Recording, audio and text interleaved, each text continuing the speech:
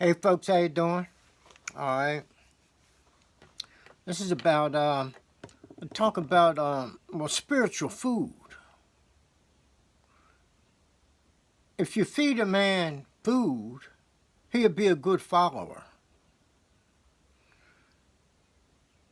If you feed him spiritual food, he becomes a good leader. We talk about spiritual food and how a person can get spiritual food. How does he acquire it? Because what is spiritual food? Okay. So when something is removed, something must be put in its place to keep the balance.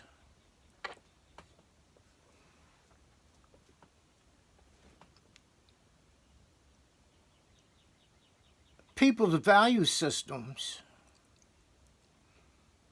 becomes a hindrance to them quite often, all the time. It turns out that many of the things that people were taught when they were young, and sometimes they were things they're taught as they age, okay, becomes a part of their value system. For example, there's a saying that we've all heard: eat, drink, and be merry. Well, that's fine. That's wonderful. You know what I mean? It's common among families. You know what I mean? But the problems come in when a person or persons overdo it. You see, they eat too much, they drink too much, etc., etc., etc., too much. It becomes a problem. But the person loves it. People love their bad habits. And those bad habits consume a lot of energy. Those bad habits become a part of the personality, the value system, the things that a person values most in life.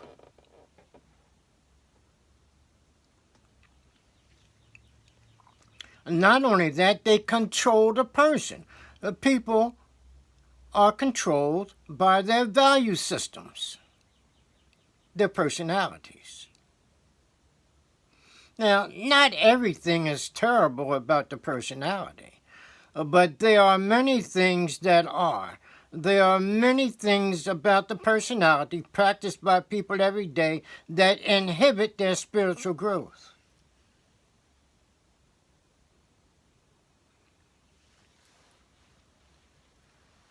So there was a king, a pharaoh, an actual living person about 6,000 years ago,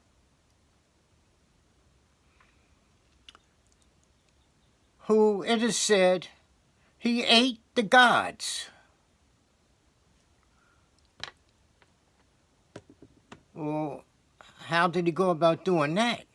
When the gods are supposed to be all-powerful. Well, indeed they are to a great extent, because a person's value system becomes his God, because it determines what a person does, even how he does it. The decisions and the determinations that he makes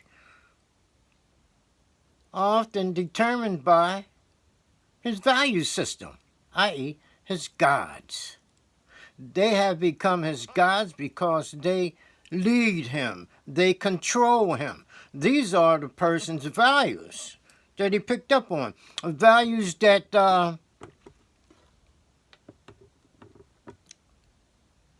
have within him become like biases. Of course, he's biased towards his value system. Or argue and fight over it, and die for it. Because the value system is his God. Okay? So now, King Onus, or Eunice, ate the gods. Now we get an idea of what Eunice did. But why eat the gods? You know, if we're talking about bad values that control a person's life, why not just kick the gods out? It's not that easy. It's not easy getting rid of, let's say, habits, bad habits. You know, it's very hard getting rid of bad habits, as a matter of fact. Some people just give up and say the heck with it and keep on living with the habit. But King Eunice decided to eat his, okay? Oh, here we go. So now, and Eunice actually set up within himself a furnace. And he called upon some of the friendly gods. Okay? Oh, you call them good personality traits then, you know? Oh, okay. And so they captured the bad traits and put them in a cauldron, a pot, and boiled them. And Eunice ate them. Okay? But this is a ritual, a practice that involves a great deal of imagination, etc. And meditation, you see. Well, anyway, so Eunice caught the gods, boiled them in the cauldron, and ate them. In other words, he's getting rid of the gods, or the value traits, the system of values that was evidently causing him trouble, became a burden to him. Like maybe smoking cigarettes or drinking too much or whatever. Or eating too much becomes a burden, right? Yeah, for all of us if we indulge. So now, Eunice says, well, he's going to get rid of them, so he ate the personality traits. But the thing is now, when he ate these traits, you got to know that these traits were sustained by passion and emotion. That's why they're so hard to get rid of. Because that passion that sustains these traits has become like one with the traits. And the passions will fight back, as we know.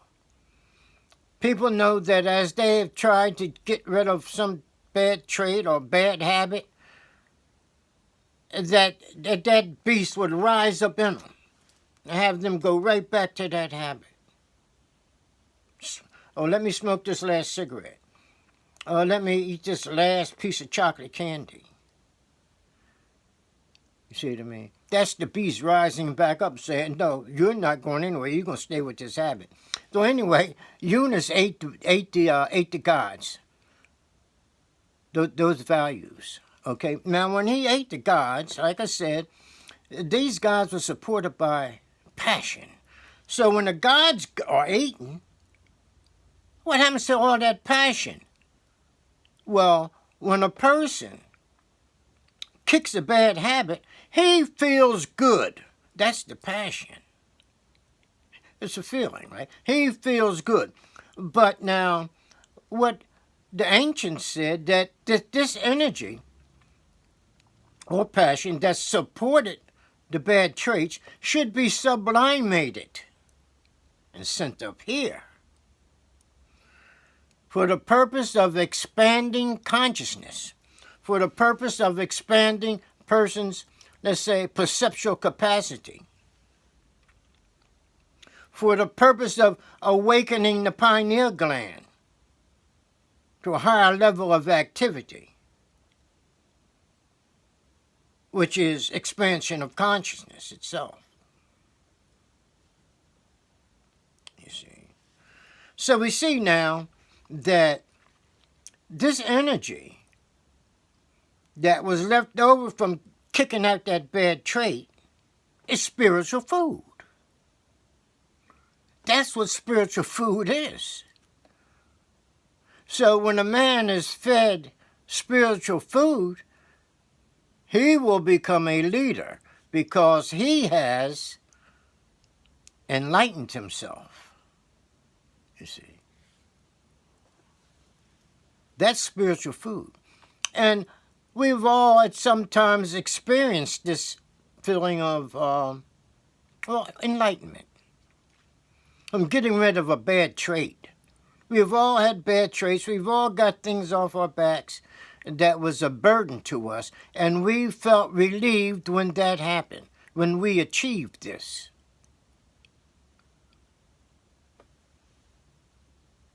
It could be a bad friend. Get rid of him, you'll feel better. It's right, because the bad friend has become a burden. You see, and you lighten your burdens, you feel better. So these burdens, okay, come to us, personality traits, our value system, or the way we handle situations in life, okay, might be determined by a value system that is really not good for the person. You see? And so that is your spiritual food. And you enlighten yourself by getting rid of your burdens, the bad personality traits. They say you must die in order to live. It's a famous saying. What they're saying is that you must die to the things of this life or this earth. They're talking about the personality traits that have become a burden, even though the person loves them. He loves them so much that they are seen as his God because they control him. Okay, folks, don't forget your spiritual food, and have a good one, and I'll be back with you soon. All right, bye-bye.